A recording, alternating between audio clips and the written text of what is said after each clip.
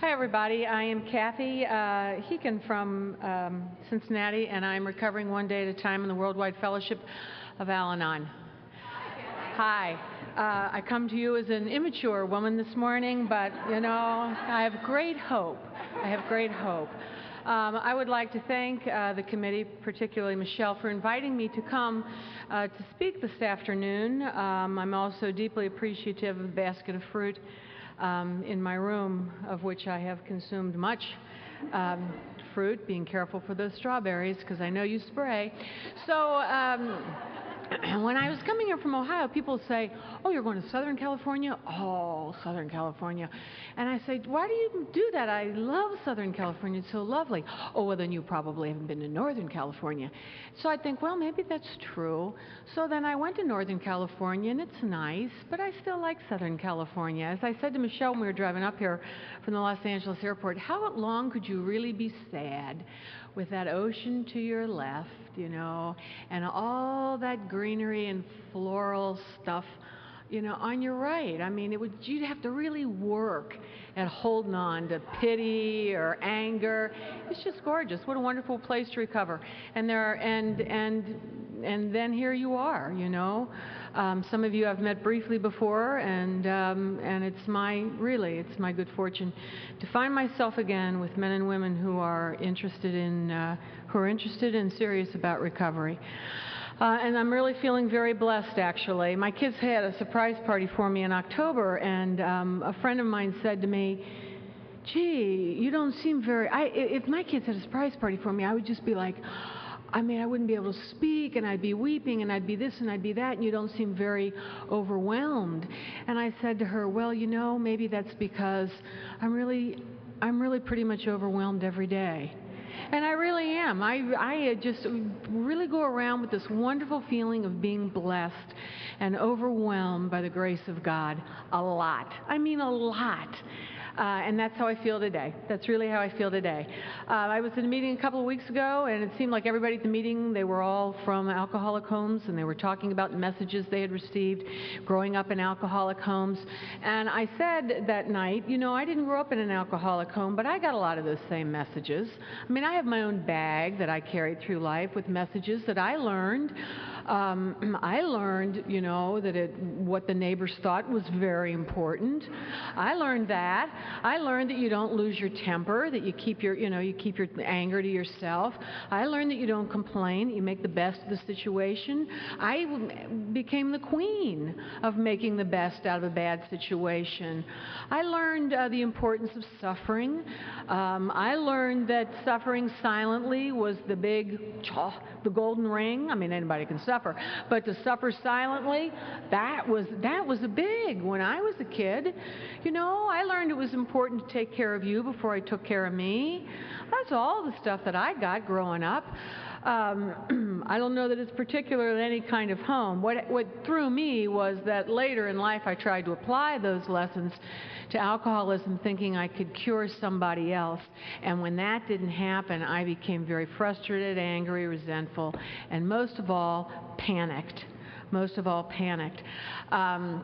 Even though I didn't grow up with alcoholism directly in my home, I grew up in a culture of drink. I grew up with tons of stories of Irish relatives who drank too much, who fell through the roof when they drank. I mean, that's a long story. I mean, but this happened to one of my uncles. He fell through the roof when he drank, broke his leg. Why was he on the roof? Who knows? I mean, we didn't call it alcohol as kids. It was referred to as the blessed stuff. I'll have a little of the blessed stuff. But, you know, it was stories about these extended family drinkers. They were never horrible stories. They were not tragic stories. They were funny stories. They were funny stories that were told with this wonderful sense of humor. My mother's own father drank a lot, and I said to my mom once I got into the program, Mom, do you think your father was an alcoholic? Well, you would have thought I'd thrown boiling water in her face. She said, what? Why? We didn't have enough money when I was a kid for him to be an alcoholic. He was just a mean Irish drunk. I don't know. That's how I grew up. I grew up with a very, very funny father. He was funny. He died in '94. He was funny all the way to the end. He was just a funny man. He believed that anything in life, you meet it with humor, and it'll make it all right. I have 5 brothers and sisters, all of whom really are very humorous individuals. Last night, my family and the friends of my one brother who turned 41 threw an enormous surprise party for him, and they did it because he lost his wife in August after a struggle with breast cancer. She died last August, leaving 3 little kids and my brother.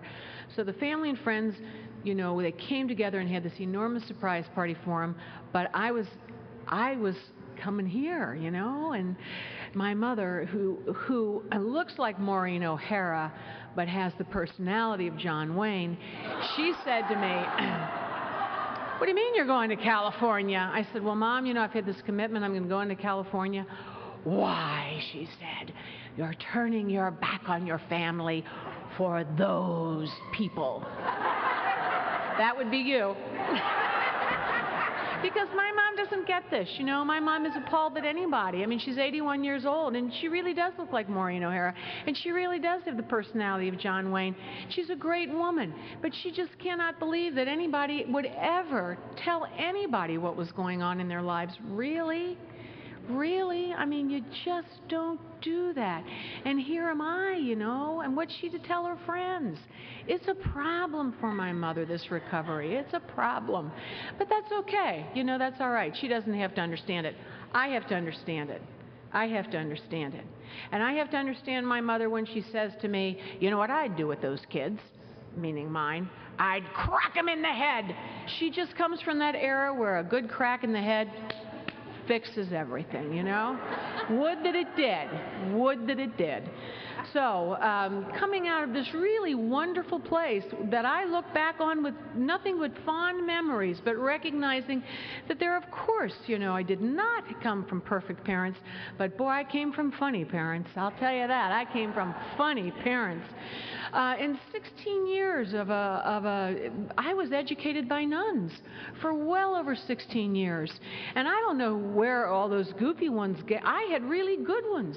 I had wonderful women who dedicated their lives to teaching children and who taught me really good things, you know, for the time.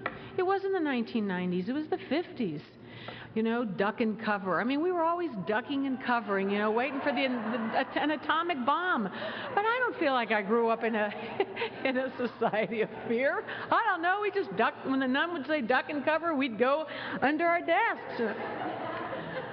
I don't think I was paying much attention to all that. I mean, I knew I had a couple of crazy nuns, but you know what? We knew they were crazy.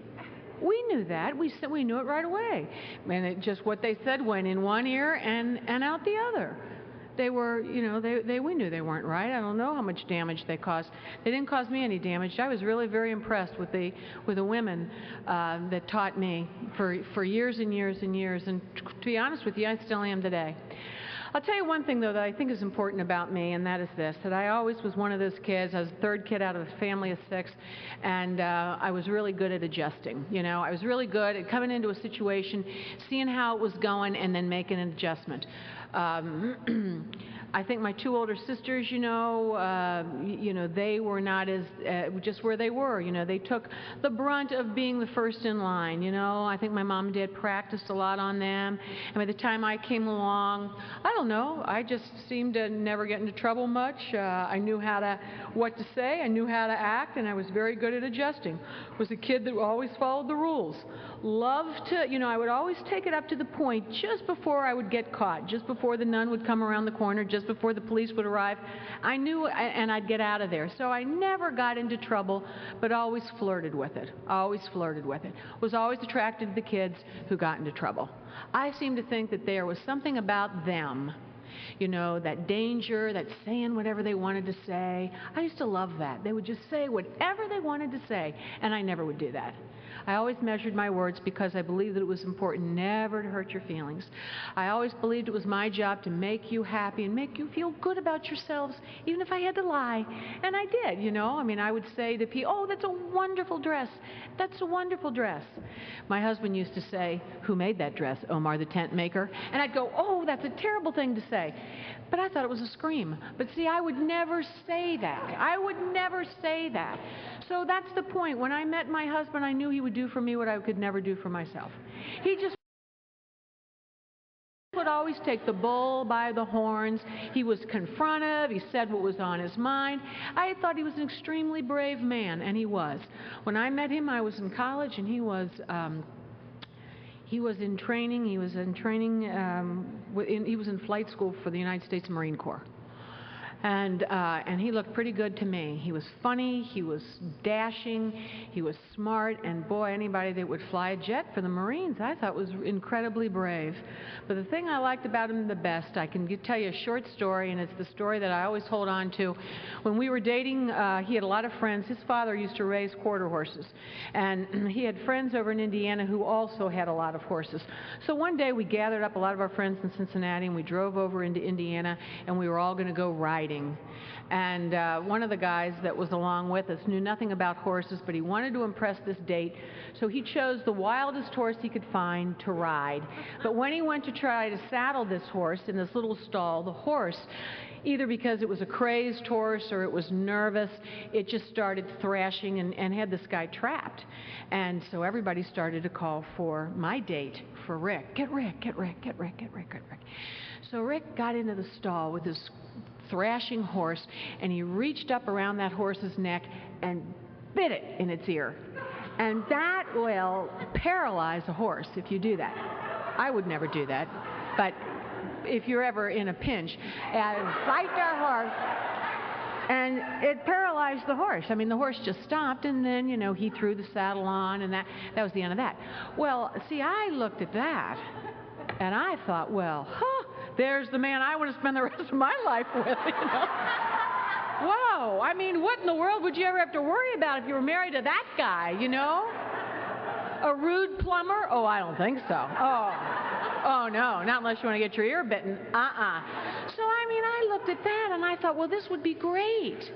Because I've heard this before, I've heard this just since I've been here, because I am the kind of person that likes for you to make the decisions. I don't like to be bothered with stuff like that. Not only don't I want to be bothered with making decisions, I don't want to be bothered with taking responsibility. So, you know, I would much rather you do it, because if you screw it up, well, then it's your fault. It's not my fault. You made the decision. You know, it's a very immature way, I believe, to live, but that's the way that it was for me. I mean, I was always willing just to go along. I was just interested in, you know, being around funny people, reading a lot of books, doing what, you know, and let somebody else take care of all that stuff, taking care of all that other stuff. Somewhere along in my childhood and growing up years, you know, how things looked and being right became very important to me. And as years went on, they became more and more and more important to me. I married my husband in January. He was at that time stationed in the Cherry Point Marine Corps Air Station in Havelock, North Carolina. We were married for 10 days, and I knew I was in over my head. In 10 days, I knew I was not where I should be. And I can't tell you exactly what happened. It wasn't connected to the drinking, although there was drinking. But, you know, I was fresh out of college. I mean, a lot of people drink in college. It wasn't, you know, it wasn't abnormal. The only thing that I noticed was that when my husband drank, he wasn't funny. He wasn't funny. But, you know, I thought a lot of that was because we were always separated. He was always in Meridian, Mississippi, Pensacola, Florida. Now he's in Havelock, North Carolina. And I was always in Cincinnati, or eventually I was teaching school for a short time in Chicago. I just really believed that once we were actually married, you know, and had gone through that and were living together, well, it would, whatever he was always mad about, he would not be mad about anymore. I really believe that I had the power to make him happy, you know, to make him happy. And sometimes I look back on that and I'll say to people, oh, I was so arrogant, oh, I was so egotistical, oh, I was so full of myself. Well, you know, that's true, I may have been, but you know what else? I was also 21 years old. I mean, that's another piece of that. I was also 21 years old. And in those days, that's what I thought. That's what I thought. I came from a mother and father who really, the best way to describe them, married almost 53 years. They were like a vaudeville team. I mean, they were funny people. When they would come in at night from a party, they would wake you up because they would be laughing. That's what I remember. And then they'd go to bed, and then you'd hear, then one would start laughing, and the other one would start laughing. You'd think, oh my God, would they please quit having so much fun so I could get some sleep here? And now I'm married 10 days, and I'm locked out. I'm literally locked out of this trailer where we were living. And I didn't really even know what had happened, you know. I knew that he wanted me to pick up this stuff in the side yard, and I didn't feel that it was my job to do that, and so he locked me out of the trailer. And I'm married 10 days, and I thought, this isn't right. I didn't know what to do with that. And so I left, and I really didn't have anywhere to go in Havelock, North Carolina at 7 o'clock at night.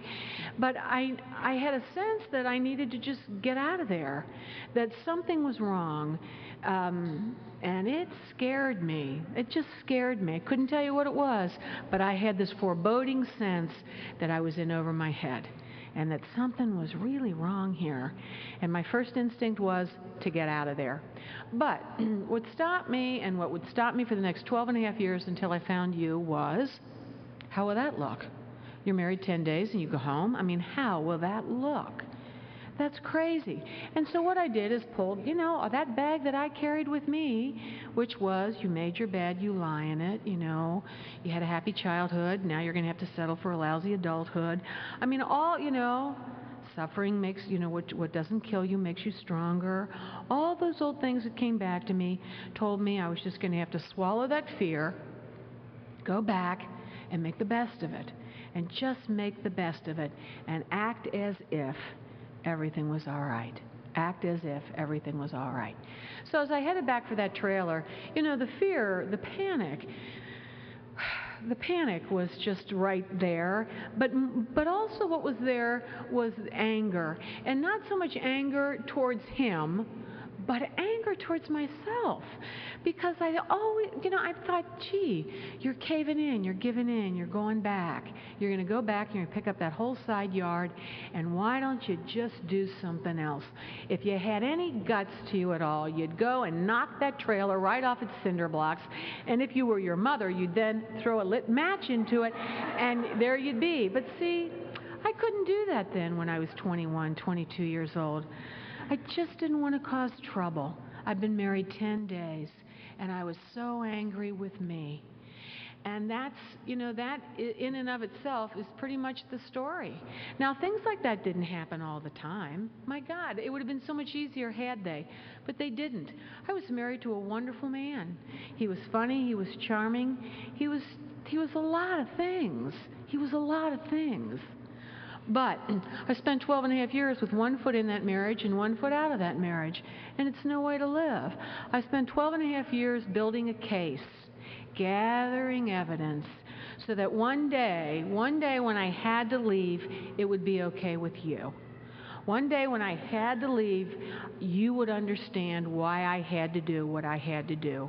It would look okay to you. Because I come out of a background where you hang in there. I come out of a background where suffering, makes you a stronger person. I do not come out of a background where when things look tough, you run. That's not anywhere in my family tree. I got these tough old Irish birds that just, hang in there and oftentimes drink themselves to death. But at any rate, so here I am, and that's what I did. And I just kept adjusting, I thought I was adjusting to marriage. I was trying to adjust to alcoholism, and there's no healthy way to do it. There's just no healthy way to do it. I just kept backpedaling. I just kept pretending like, well, I can take this. This will be all right. This will be okay. We'd go to the Marine, these squadron parties, and everybody would drink, and it seemed to me everybody got real funny, except for my husband. He got real mean, and somebody eventually would beat him up. He never really got, and he was a strong guy, but he never really even would get the first punch in. Somebody would just finally beat him up. I never knew enough not to get into a car with somebody that was drinking. I thought somehow that would look very disloyal as a wife. If he were going to go out into a burst of flames, by God, I'd go with him, Strapped into that seatbelt, rosary clutched in my hands, I'd go out with him. Because if I didn't, I'd have to ask you for a ride home. And how would that look? How would that look?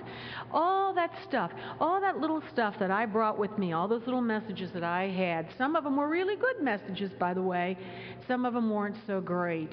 But you know what? All those things, all those fears, all that, all began to grow. Alcoholism was a wonderful fertilizer for all those things. It has to make it look good, you know.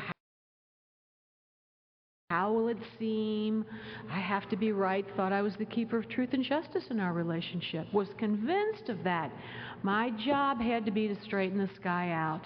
We were married in January. In April, he got his orders to go to Vietnam. Whew, was I relieved. Now, I knew that wasn't a normal response because I'm with these other Navy and Marine wives, you know, and they're just, you know, they're wringing their hands, and I'm thrilled because I thought, well, I just thought if I could just get a year away from him, you know, after this 4-month marriage, I'd be able to clear my brain and figure things out. I mean, I was saying to Michelle yesterday, who has been just an absolutely wonderful hostess, by the way, and we were driving up that beautiful highway. I said to her, honest to God, within 4 weeks of being married, I felt like I'd been run over by a truck. I didn't know what had happened. And now I'm thrilled that my husband is leaving for Vietnam. What has happened to me? What has happened to me? Why is it that almost every other night he's mad at me about something and he goes into that living room and turns on Tammy Wynette's Stand By Your Man? I don't know. I mean, what is happening here? If he would just go away, what a great thing, I thought. What a great thing, the Vietnam War, you know, but then I'd have to get in my licks on the Vietnam War, and he'd accuse me of being a communist, and oh, it was just awful. So he leaves, I go back to Cincinnati, and I made a beeline, as I would often do. I made a beeline for the priest that married us just months before, and as I'm walking out the door, my mother says, boy, I hope you're not going to tell him anything personal. Oh, no. So I go down and I say to this priest that married us, God, I don't know what's going on, but something's really wrong. I'm scared all the time. I mean, I've lost all this weight, and now I'm pregnant. And I thought, but I'm losing weight left and right. I'm stressed, I'm anxious, don't know what's going on.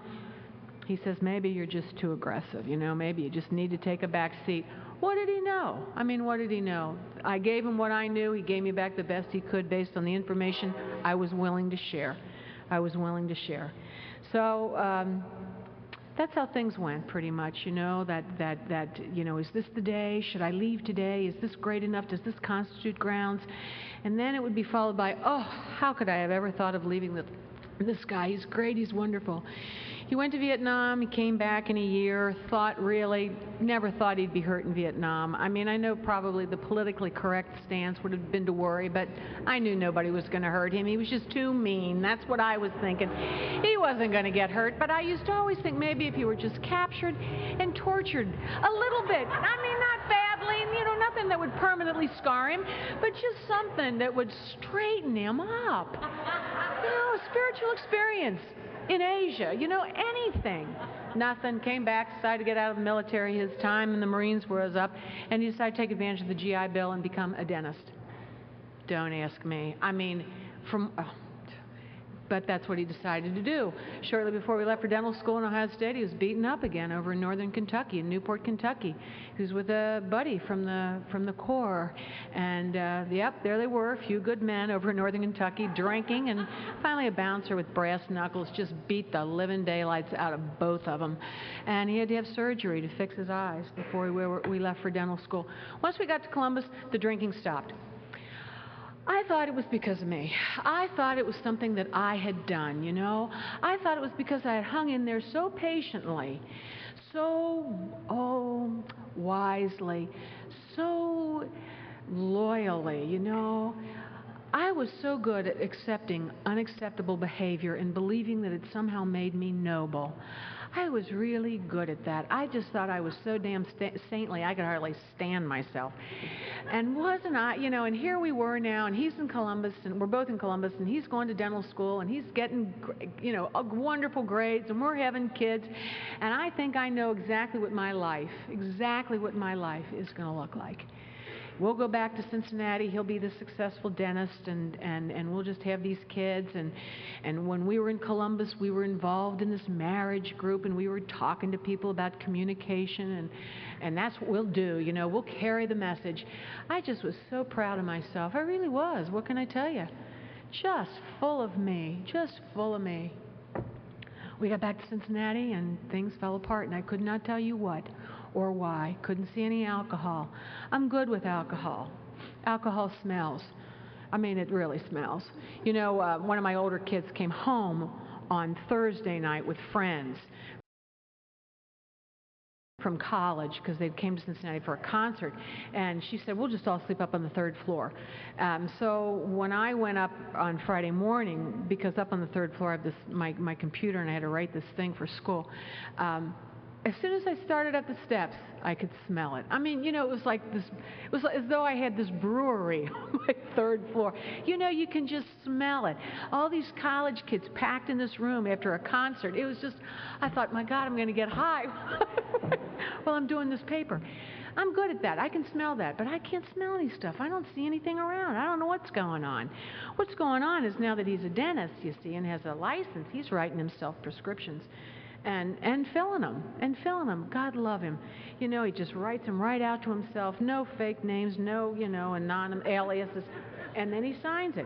Well, the renew agents in the state of Ohio are not dumb. You know, they just picked up on that quick. Arrested him. But see, this is what I can tell you about us, is that he and I, you know, having spent all these years in Columbus, traveling around to groups, talking about communication, he hands me this letter he's written, and it says, Dear Kathy, I'm going to be arrested in about 30 minutes. And I mean, I'm standing there in the kitchen with him right there, and I'm reading this letter. I'm going to be arrested in about 30 minutes. You know, I've been writing illegal prescriptions to myself. They'll probably take my license. I don't care. I don't like dentistry anyway. Blah, blah, blah, blah, blah, blah, blah, blah, blah. I'm thrilled. I'm thrilled because I just thought he was going crazy. But I'm thinking, well, that's great, you know. Then he just, now that they'll take his license, he can't write prescriptions to himself anymore.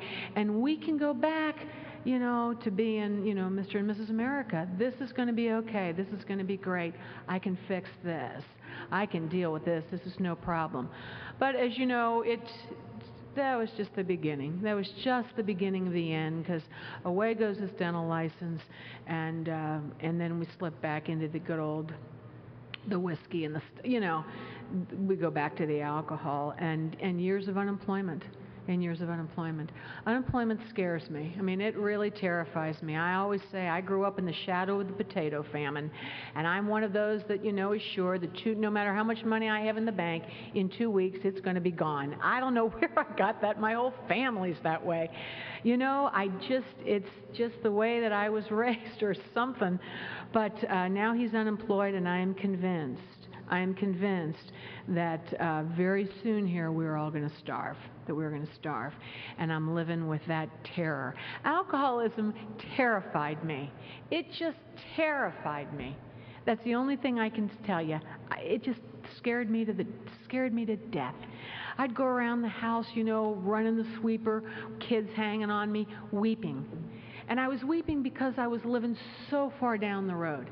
I was weeping because I knew he wasn't working, and I knew we'd never get any Social Security, and I'm in my 20s, you know. But I'm already thinking of me, I'm going to be when I'm 65, and I'm going to have to live out of garbage cans, and I've got that whole scene created in my mind, and I'm running the sweeper, crying and crying because of this thing that's going to happen to me in 40 years.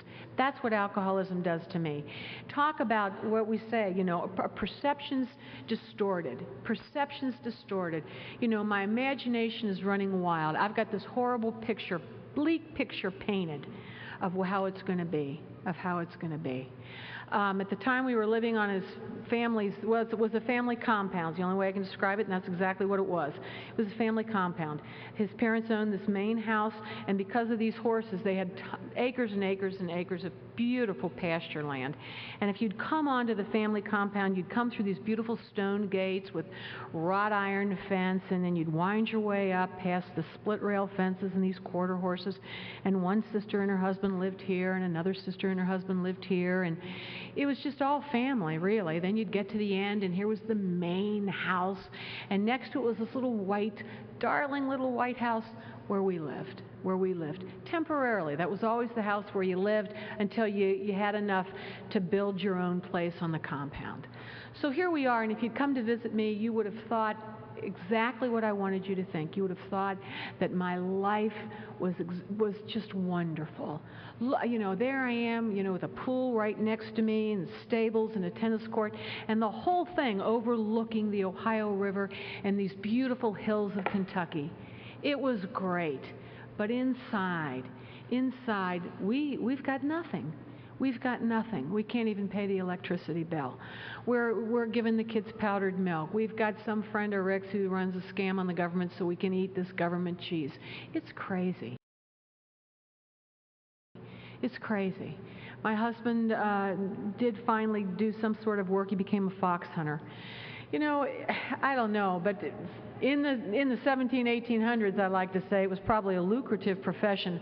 But I'll tell you, in the 1980s, with a house full of kids selling fox furs in downtown Cincinnati, doesn't make a lot of, it just doesn't bring in a lot of money.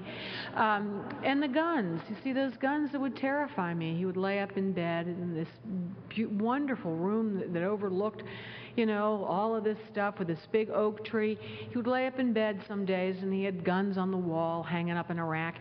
He'd keep a gun propped up along the side of his bed so that if anything flew into or climbed up that tree, he would just reach back and just, with the window open, just blow it to smithereens. And I, because we had all these kids, you know, I would just, I would run outside, you know, and say, don't play on that side of the house today. Dad's hunting. Take all your friends and go on this side. And I just thought that was being responsible. I thought it was my job to protect kids from what was really going on. My role as a mother was never to allow them to really know what was going on. And I worked so very hard at not only keeping you from the truth, because my fear, of course, was, what will you think of me? What will you think of me if you know what I'm living with and living like? I know you'll blame me, because I know that message that says behind every successful man is a successful woman. I know that one. And I know if you turn it over, it says behind every failure of a man is a failure of a woman. I know that. I know that. You think I'm going to let you know what I'm living with? Not for a minute. Do you think I think my job as a mother, I know my job as a mother is to make these kids think that their life is wonderful. So every time he would say something outrageous, I would say, oh, that's not what he said. Did you think that's what Dad said? He didn't say that. This is what he said. And then I'd turn the whole thing around, thinking my kids were buying it. Oh, no, Dad didn't do that. Did you think Dad did that? No, that's not what happened. This is what happened. And I'm constantly there reinterpreting for my children the reality of their lives. Who did I think I was, you know? And all along, I think what I'm doing is the right thing. And I'm doing what I really believe is the best thing for everybody. But in actuality, what I'm doing is I'm lying. I'm lying to me. I'm lying to you. I'm lying to my kids. And I'm lying to my husband, too. So it's a very difficult years for me, and they lasted a while. They're very, very difficult. People, you know, were moving in around this family compound now. It started to become developed, and mothers of young children wouldn't let their kids play at my house because of the guns, because of the steel leg hold traps. And what I used to do, of course, was to make fun of them. Call these women the Stepford wives. That's what I used to call them. Oh, the Stepford wives, afraid their little kids are going to get caught in the steel leg hold trap. Why'd they move out to the country? All you have to do is open up the dumb thing and release the kid. I mean, you know, so they got a little bruise. What won't kill them will make them stronger, you know? I mean, I was always making fun of them. But it got to the point for me, now that we're getting these encroaching neighbors, that I'm afraid to answer the phone. Because a lot of these people brought to the country with them, brought to their new subdivisions with them, their pets. And I knew my husband, he'd gotten these infrared hunting glasses, you know, so you can hunt at night. And well, I knew when I meant at night when you could hear that shooting that there weren't that many fox out on that front hill. And so, you know, now these women are calling, hi, I'm the new neighbor. Have you seen little Boots? And, you know, I know Boots is gone, long gone, and so I don't even want to answer the phone anymore, you know? I just don't want to, I'm fearful. I'm just fearful. I don't want to get into it with anybody. And even his family, you know, what are you going to do about him? His mother would say to me, what are you going to do about him?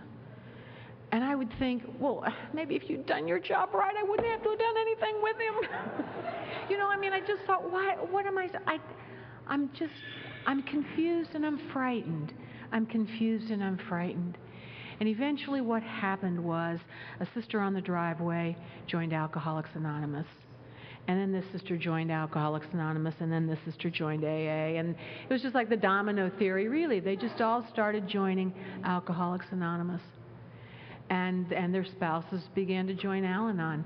And I saw a lot of change. There was a lot of change. And it wasn't long before they came for me. I mean, you know,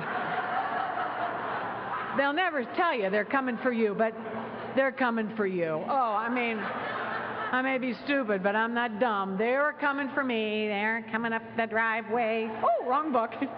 They're coming up the driveway with their books, you know, and they're talking about the steps, and they're talking about recovery, and they're talking about page 64 and page 150, you know, and all the pages, and you know, no matter what you say to them, they've got an answer. You know, really, I thought somebody had put like a tape in their brains because, you know, well, keep it simple. Okay, well, no, it's all this, you know, the talk. I thought, oh my God, we've been invaded by aliens. What is going on? But I will say this. I knew what they were saying was the truth. I knew it was the truth. And I knew it was the truth because of the way that they were changing. I knew it was the truth because what they said was simply, alcoholism is a family disease, and it's been in our family for generations. It's been in our family for generations. And that scared me. It scared me because now I'm pregnant with child number 7. And I guess I'd always thought, oh yeah. I'm sure you never overdid anything in your lives. Oh yeah. Anyway, I used to always live by this 8-year plan, you know, where I believe that Rick was 4 years older than I was, and women usually outlive men by 4 years. And so I always thought at the end of my life I'd have these 8 years that would be relatively peaceful, you know, 8 years where I wouldn't have to worry about what I said. I wouldn't have to worry about what you said. I wouldn't have to, everything that I used to go around just terrified about, that somebody was going to say the wrong thing, that I was going to say the wrong thing, that something was going to trigger him. And now they're telling me, you know, that this is a family disease, and I've got all these kids, and there goes my 8-year plan. I mean, there goes my 8-year plan. And I thought, I've got to do something. And fear of the future, actually, is what motivated me to go to my very first Al-Anon meeting. Fear of the future. And I went to my first Al-Anon meeting, made sure it was way far away. Certainly didn't want anybody to know I was going to one of those meetings, you know, after I'd been making so much fun of it for so long, you know. But I went, and I got there on a rainy night, and this older woman who was running the beginners group said to me, and I just said, I don't know if I'm in the right place. I mean, I'd been to so many places by then. I'd been to so many priests and social workers and psychologists and psychiatrists, and you know, everybody had their own take on what to do. I even went to a psychic once. Actually, it was pretty good. But you know, I just didn't know. And I said to her, I don't know if my husband's an alcoholic or not. We can go for long periods of time where he doesn't drink. But in actuality, somehow it's like better when he drinks, because at least then he has the good grace to pass out. But you know, it's just, she said, look, has this drinking ever caused a problem in your life? And I said, oh yeah. I mean, drinking and disaster. I mean, those were always hand in hand. Drinking, disaster. And she said, well then, you're in the right place, because this is a program for you. And I heard that the first night of my very first meeting, that this was a program for me. And I've never forgotten that no matter what anybody else in my life is doing or not doing, that this is a program for me and for my recovery from this disease. And I like that, because for the first time in my life, not the first time in my life, but for the first time in many, many, many years, it allowed me to believe that I had a choice. She said, alcohol is a disease that you didn't cause, you couldn't cure, and you can't control. And that's a pretty standard thing for newcomers to hear. I mean, that's pretty much what we say in all of our very first beginner meetings to new people. You know, I never thought I caused my husband's drinking. The first night I had a date with him, he arrived at the door with a silver monogrammed cup filled to the brim with straight whiskey. At 20 years old, I thought that was pretty cool. I thought that was pretty cool for the old Marine Corps guy. So I never thought that I caused it, but boy, I always thought that it was my job as a loving, loyal wife, as a good wife, to control it or at least to cure it. You know, that if I were really good at what I was supposed to be, why would he ever find it necessary to drink? Why would he always be in fights? Why would he always end up getting beaten up, getting his hands cut open? Why would they hospitalize? You know, somehow I just knew it was my fault. Somehow I just knew it had to be my fault.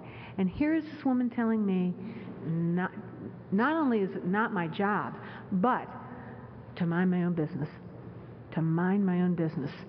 What great news for me. I loved that. I loved that. You know, I think for all those years, for 12 and a half years, I was just waiting for somebody to say to me, hey, I have an idea. Why don't you mind your own business? I would have loved to mind my own business, and now she's telling me this. Mind your own business. Take care of your own recovery. I went into a meeting then of men and women who had been around for a long time, and I knew, for the first time in all those years, I knew I was exactly where I was supposed to be. I was exactly where I was supposed to be, and I know it still to this day. So that when my mother says to me, what, you're not going to be, I know where I'm supposed to be today. I'm supposed to be right here today. I know that. And so that's why I can allow a lot of that criticism roll right off my back.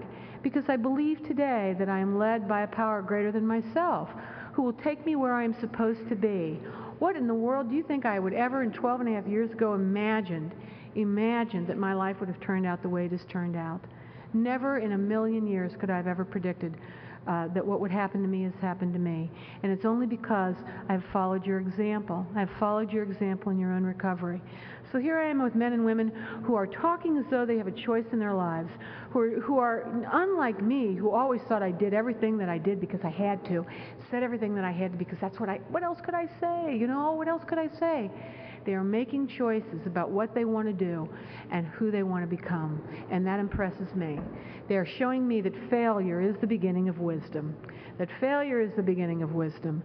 They are telling me the importance through their lives of letting go and letting God. I loved that. I love that letting go and letting God. I would go home and I stopped cooking. I didn't know where my kids were half the time. I just said, I let go and I let God. I don't know. What's for dinner, Mom? I don't know. I let go and let God. You know, why don't we just go out and have some fun, you know?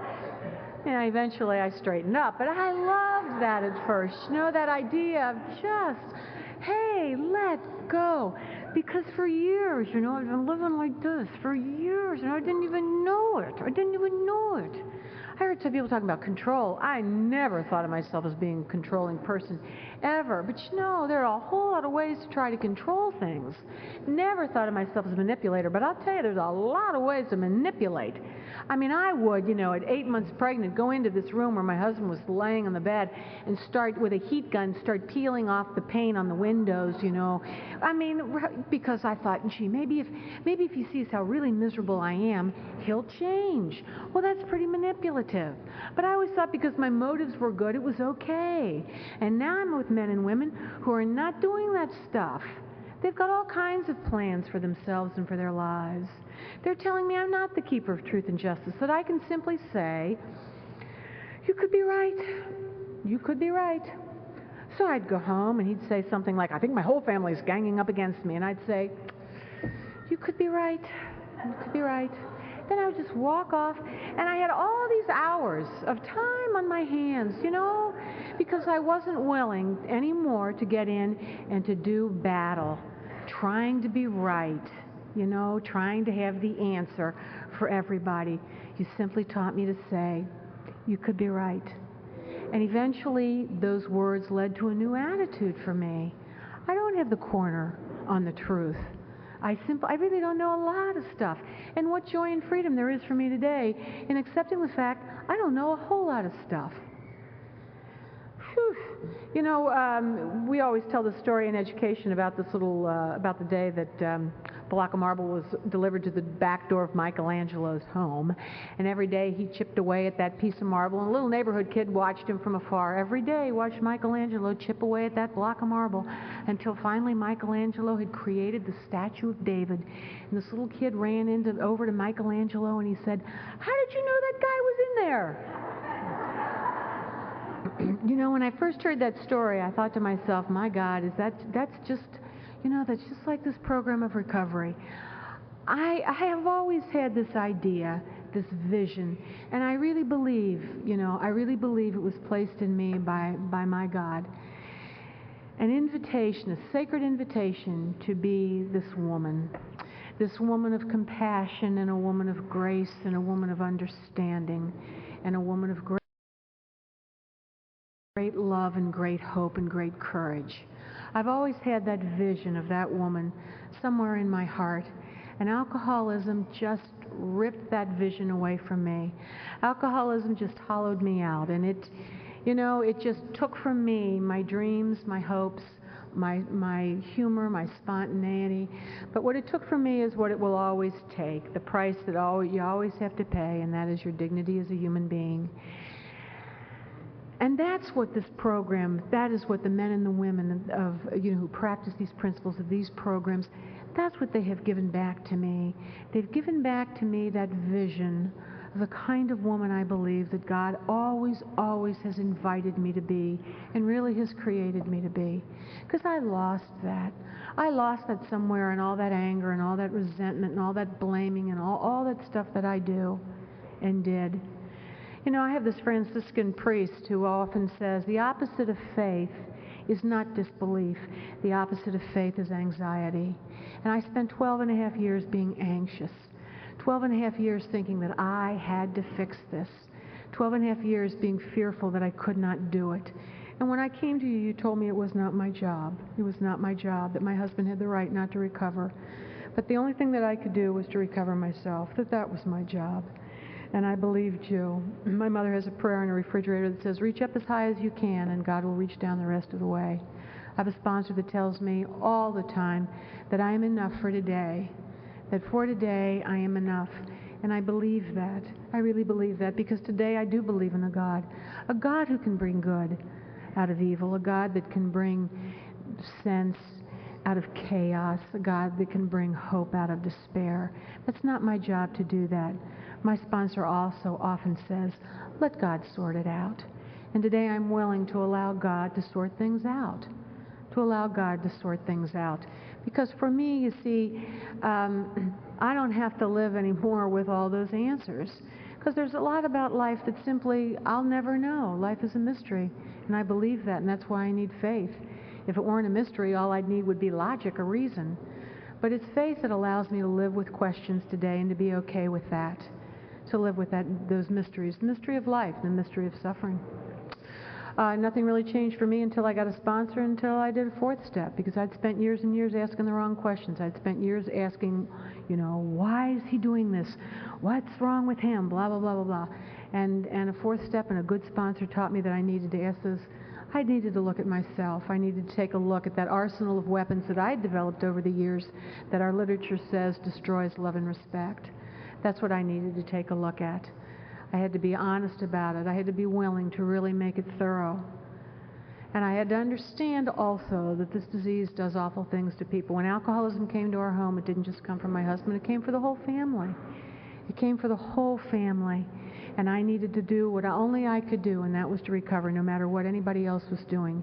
You are the ones who told me I had to place my husband in the hands of a loving and compassionate and merciful God and be about my own recovery. You are the ones that taught me that. And so I had to look at those things that stand in my way then, and in a 10th step still today, stand in my way of being that woman. And for me, oftentimes it is, that daggone how does it look, and being right. Those just for me happen to be things that I have to pay attention to. And it's through the example of your lives, I believe, because you are always willing to show up and to share your own strength, your hope, your experiences with me. You are the ones that each day make me entirely ready to have God remove my defects of character.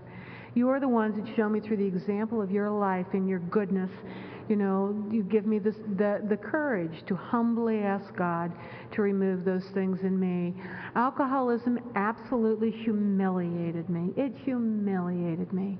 But this program of recovery that you so generously share with me, you know, has really humbled me, which has really humbled me.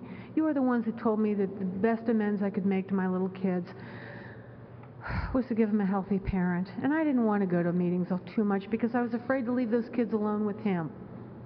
But you told me that's the most powerful thing I could do for my kids was to get better.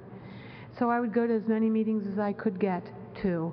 I would read as much literature as I could, you know, and I would, when I couldn't get to those meetings, I would get tapes, and I didn't care whose tapes they were, if they were AA tapes, Al-Anon tapes, Al-Anon tapes. I used to spend so much time folding diapers, oh my God, peeling potatoes, listening to those tapes. I couldn't get enough. I couldn't get enough. I was just, you know, I just was like a sponge. I couldn't get enough of you. You lived lives of such great hope. You were so attractive to me. You were so attractive to me in the way that you lived. Not even so much in what you said, but in the way that you lived. That's what was important to me, because I saw you change, and you held out great hope for me. The self-forgiveness that this program has given me, and a lot of it was out of my fourth and fifth step, the compassion that I began to feel for me, and eventually the compassion and love that once again grew in my heart for my husband. You know, there came a point in my life where I said to my husband on a day that I never planned to say it, where I said to him, I had a baby on my hip, and I didn't know I was going to say it that day, but for me it was a clear example of God doing for me what I could never do for myself. I said to him, I think you're going to have to go. And that's not the first time I'd said that. I mean, I'd shrieked it, I had wept and said it, but it just came to me that I could no longer feel good about myself as a mother and allow my kids to stay in a home where, despite my best intentions, despite the powerful program of Al-Anon, a lot of my little kids were afraid. And I couldn't feel good about myself as a mother, allowing them to grow up in a house of fear and tension. And it wasn't anybody's fault, and I didn't blame anybody for it. It's just the nature of the disease. And I was very sad that I had to say that, because I didn't want to leave my husband. But boy, I'll tell you, it was just where I believed I was supposed to go. And when I said that to him, he said, I'll do anything. Who should I call? And I said to him, you know, it's not really about you. It's about me. You can go to 3 meetings a week, you can be elected, you know, king of AA, but it's not about you. It's really about me and how I'm feeling about myself as a mother and as a woman. And you know, the guy tried to do as best as he could, and all I can say is AA scared him. It just scared him. Sometimes happiness scares people. Sometimes freedom is a terrifying thing, and it just scared him. And while we were still, you know, he just said, don't make me leave tomorrow. And I just was willing to say, I need to wait for my own directions. I need to wait for my own direction. And before really anything happened at all, my husband had this hobby that he took up. He used to fly these gyrocopters. They're homemade helicopters. He built them himself. They've got a rotor and they've got a motor, and they go up in the sky with this, it's like sitting in a lawn chair with a stick, and that's really basically what it was. He used to fly them all the time. He used to drive me crazy because I'd always be left at home with these 7 kids, and I thought it was dangerous. And you know, what would maim or kill him was always what he seemed to be attracted to. And but you were the ones that told me my husband was not a bad guy. He was just a sick guy, and if he got any joy and peace at all out of flying those things, why take that away from him? Why take that away from him? And so I believed you, and my attitude about that particular hobby of his changed. So one Memorial Day weekend, as he was walking out the door, shortly after I'd come to this place of really, for me, great peace, I said to him, wow, you have a beautiful day to fly. Have a ball. And those are the last words I spoke to my husband. 2 hours later, I'm coming up that long driveway with a station wagon full of kids with the highway patrol following me. And when I got to my house, they said, why don't you send your kids inside? And I just had a sense. Of what was coming next. And as I sent one of my older ones in with all these little guys, this policeman said to me, you know, your husband's crashed and died. And at the moment that he gave me this news, my mother-in-law, who was the only remaining parent alive of my husband's, came up around the bend and parked in front of her house. And when she got out, one of the men went over to tell her what had happened. And she was not well at this time in her life. She was frail and she was on a cane.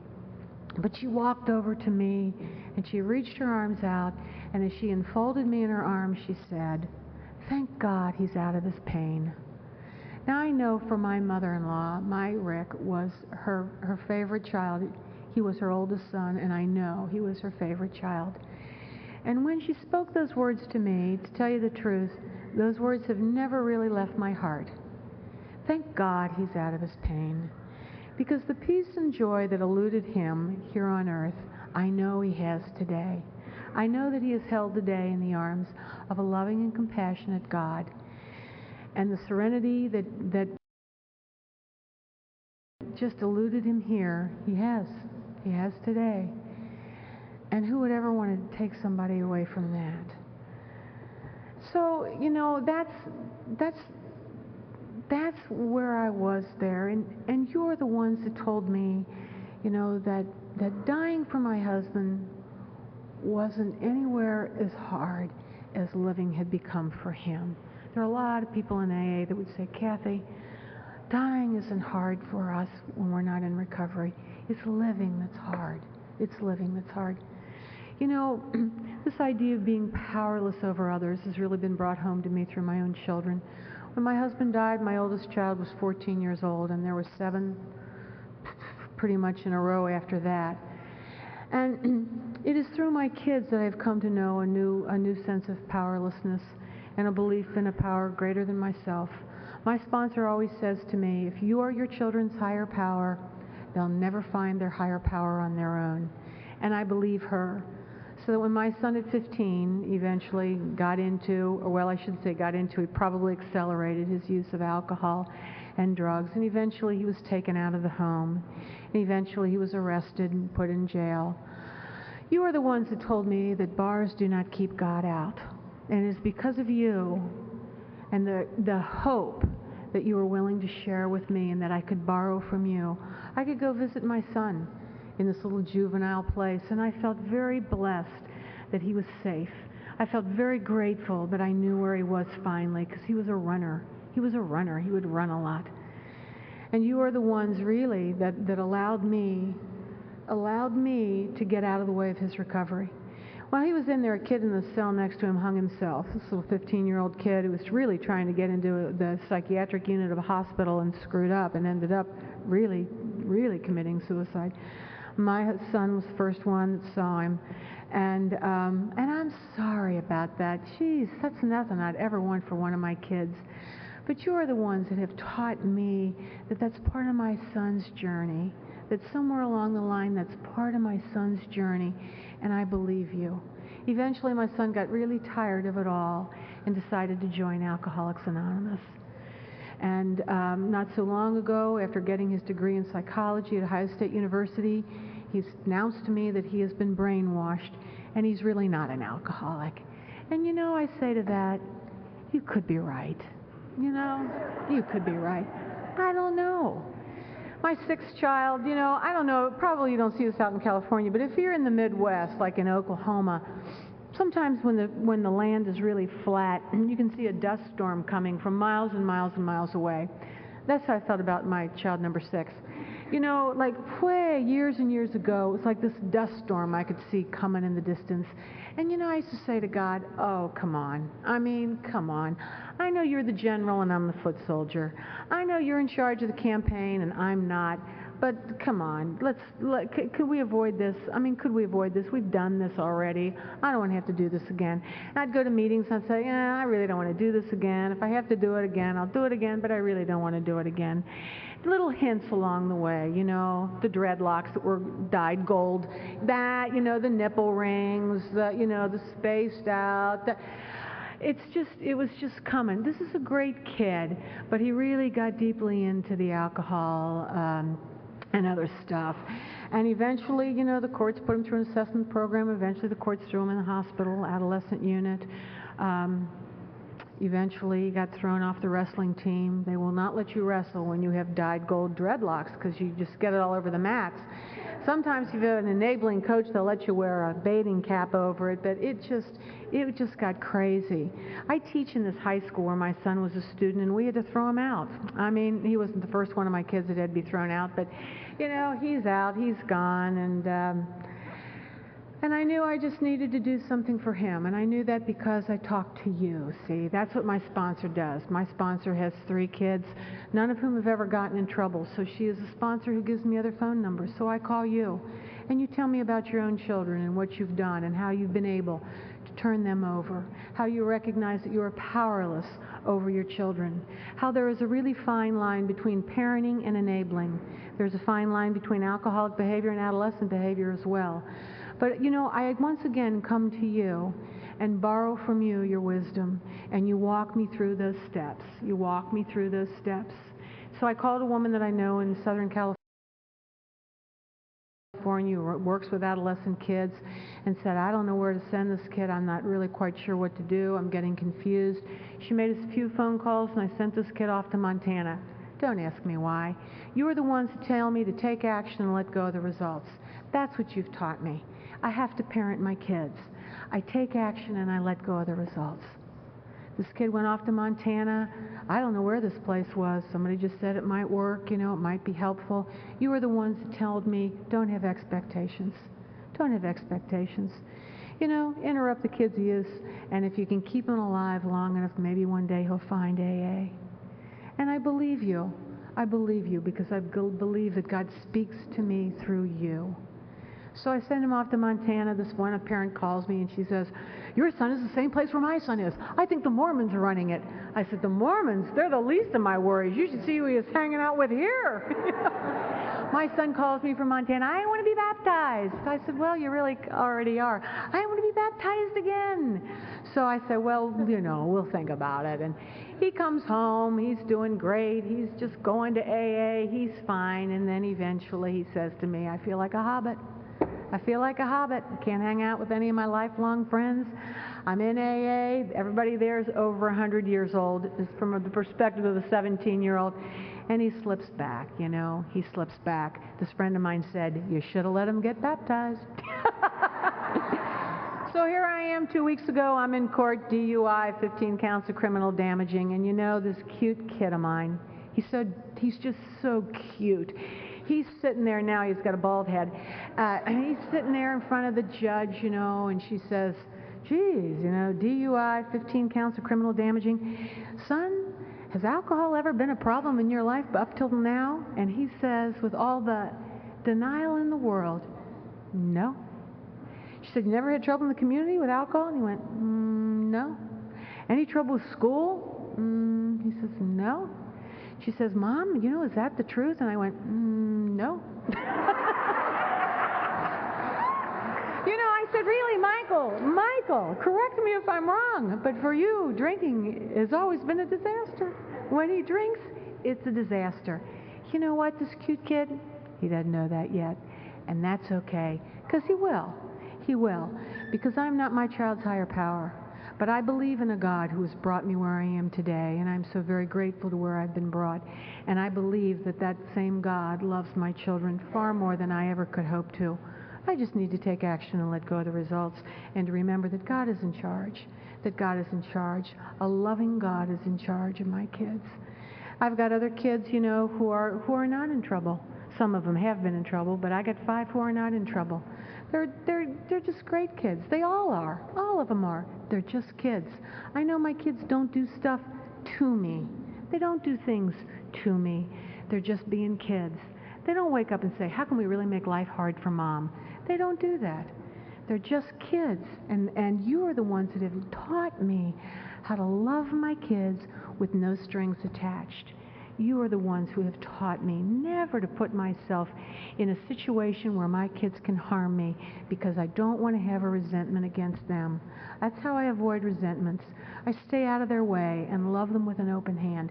You are the ones who have taught me how to do that. You know, I've got one son who wants to be a Marine Corps pilot, like his dad. He's at the University of Montana. He had a long layover in Salt Lake City over his Easter break.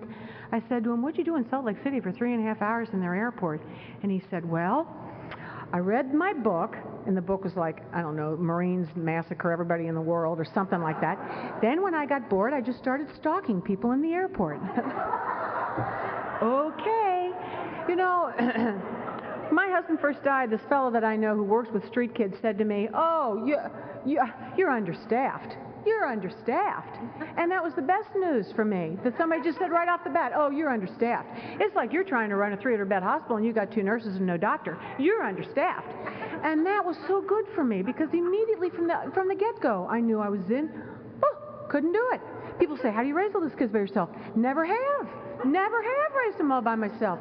Have always depended on others. Have always believed in a power greater than myself. Have never been able to do it.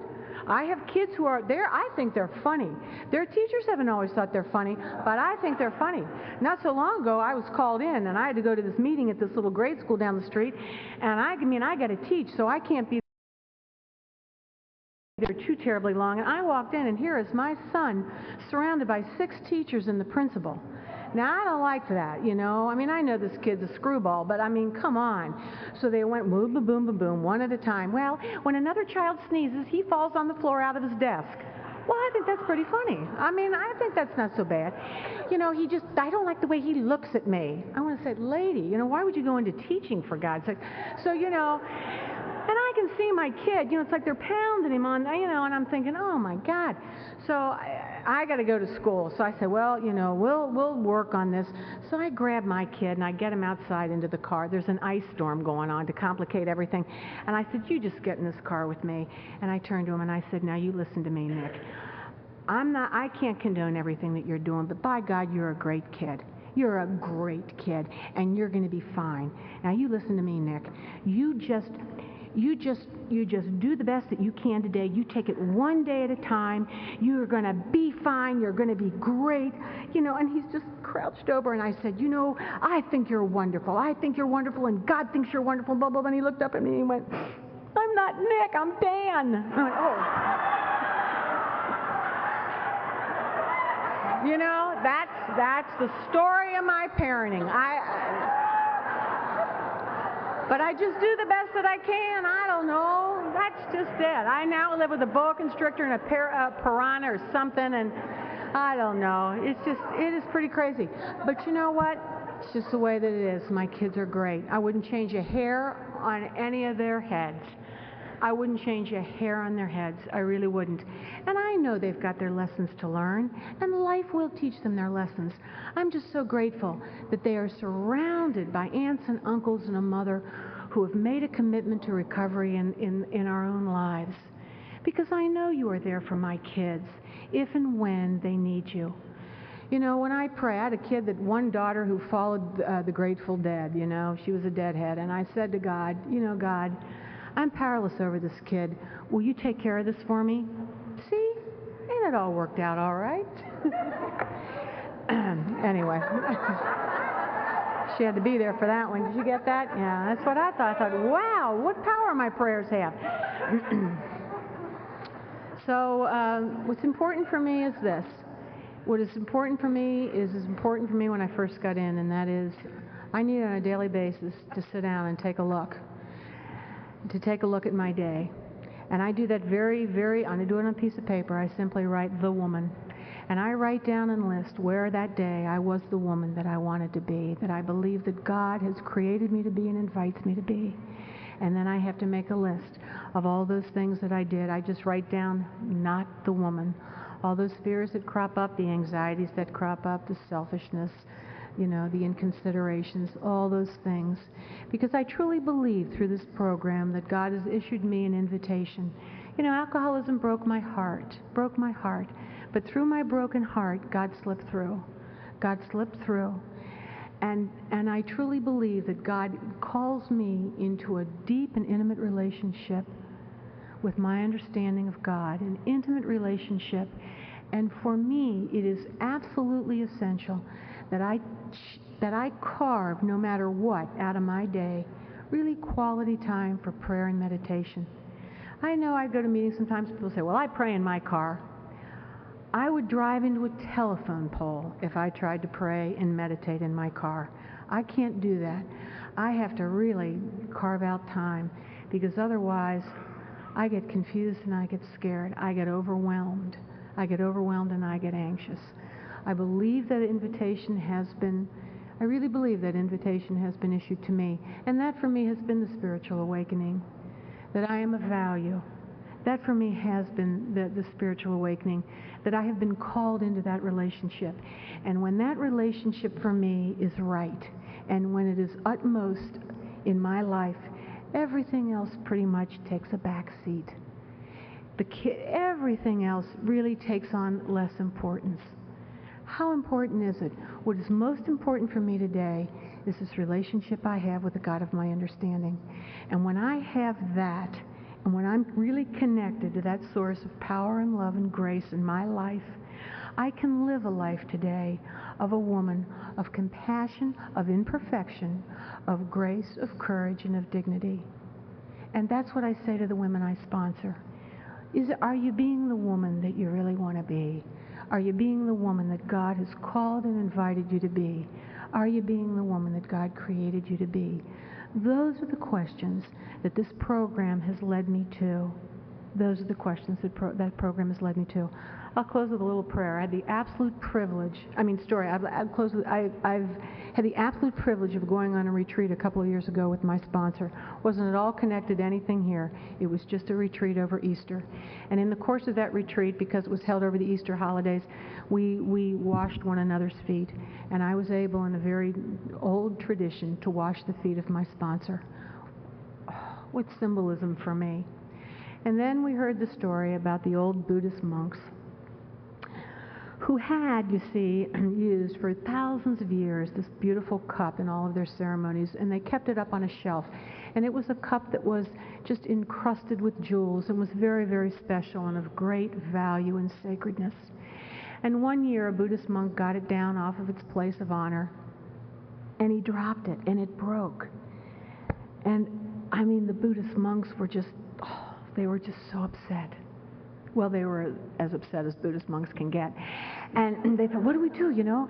So they tried sticking it together and pushing it back in its place, and it would not hold. It would not hold. So someone said, let's take it to the artisan of the village. He'll know what to do. So they took the pieces to the artisan of the village, who soldered it very carefully and very lovingly. He soldered it back with gold. And now the cup is of even greater value than it had once been. When I heard that story, it immediately today made me think of you. When I came to you, I was broken and I was in pieces. To do you, through your love, through your strength, through your hope, you've shown me the grace of in my life, and you've soldered together your love. And today I believe I am of more value than I've ever been before. And for that, I am truly grateful. Thank you very much.